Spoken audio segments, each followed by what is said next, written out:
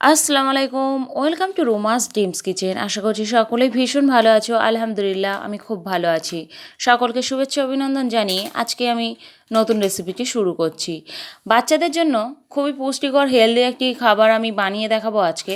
তার জন্য আমি ছানা রেখেছি। ছানাটাকে অনেক সময় বাড়িতে দুধটা কেটে যায়, সেই দুধের ছানাটা ফেলে না দিয়ে ভালোভাবে 3-4 বার পরিষ্কার পানিতে ধুয়ে একদম শুকনো করে এরম ড্রাই করে নিতে হবে। নতুবা দুধ দিয়ে আলাদাভাবে ছানাটা কাটিয়ে নেবে। দুধটা ভালোভাবে ফুটিয়ে নিয়ে তার মধ্যে উষ্ণ গরম হয়ে গেলে তখন 1/2 চামচ ভিনিগার বা 1 চামচ লেবুর রস দিয়ে ছানাটা কাটিয়ে নেওয়া যায়। আমি 4টে বাদাম আর 4টে আমন্ড রেখেছি, সুজি রেখেছি 1 টেবিল স্পুন, আর দুধ রেখেছি 250 ml। আমি একটা সসপ্যান বসিয়ে নিয়েছি, দিয়ে দিলাম। ঘিটা যদি কোনো বাচ্চা না খায় সেক্ষেত্রে সাদা তেলটাও ইউজ করতে পারো। আমি বাদাম এটা ক্রাশ করে নিয়েছি, একটু থেঁতো করে নিয়েছি বাদামটাকে, আর সুজি একত্রে একটু ভেজে নেব। যে বাচ্চারা বড় হয়ে গেছে, চিবাতে শিখে গেছে 5 বছরের উপরে, সে বাচ্চাদের বাদামটা ক্রাশ না করলেও হয়, জাস্ট একটু ভেঙে গুঁড়ো করে দিলেই হবে।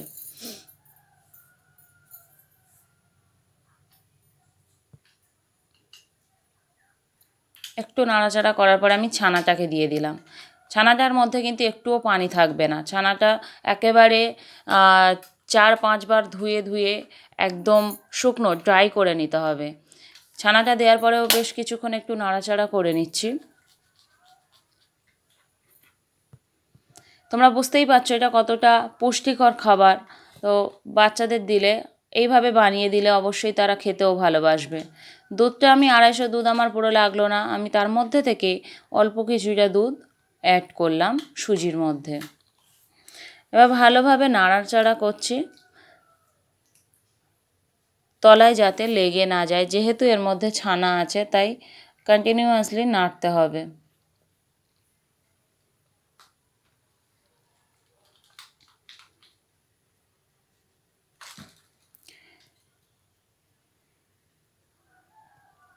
একই সাথে ছানা, দুধ, সুজি, বাদাম, এই সব কিছুরই পুষ্টি বাচ্চাদের চলে যাবে। দুধ একেবারে খেতে চায় না, বা সুজি বানিয়ে দিলে খেতে চায় না, এইভাবে দিলে অবশ্যই তারা খেতে চাইবে। একটু নুন দিয়ে দিলাম, আর একটা এলাচ ফাটিয়ে দিয়ে দিলাম যাতে স্মেলটা ভালো আসে।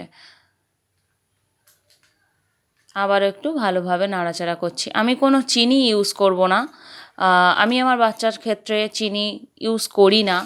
তো তোমরা চাইলে অল্প কিছুটা চিনি ইউজ করতেই পারো, বাট না করাটাই ভালো। যদি 4-5 বছরের উপরে হয় তাহলে চিনিটা ইউজ করো, আমি করি না।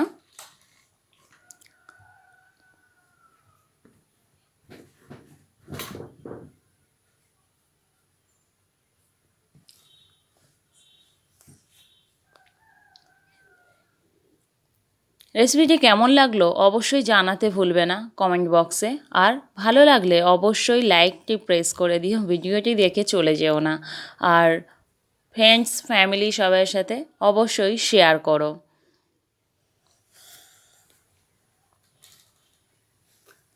ঠিক এরকম থিকনেস রেখে আমি অফ করলাম। রেডি হয়ে গেছে পুষ্টিকর হেলদি শ্যামলিনা, পুষ্টিকর সুজি, যাই বলো, রেডি হয়ে গেছে। আমি দেখাচ্ছি, দেখতেই পাচ্ছ, চামচ দিয়ে তুলে দেখাচ্ছি। আমি এরকম থিকটাই রেখেছি, তোমরা চাইলে একটু পাতলা রাখতে পারো বা ঘন করতে পারো। আমি যেহেতু চিনি ইউজ করি না তাই সামান্য একটু মধু অ্যাড করলাম আমি। এটা তোমাদের দেখানোর জন্য যে যদি চিনি না ইউজ করো, চিনিটা অ্যাভয়েড করে একটু মধুও দিতে পারো। ভালোভাবে মধুটাকে মাখিয়ে নিলাম, একেবারেই রেডি। হ্যাঁ, অবশ্যই জানাতে ভুলো না। ভালো থেকো, খুদা হাফেজ।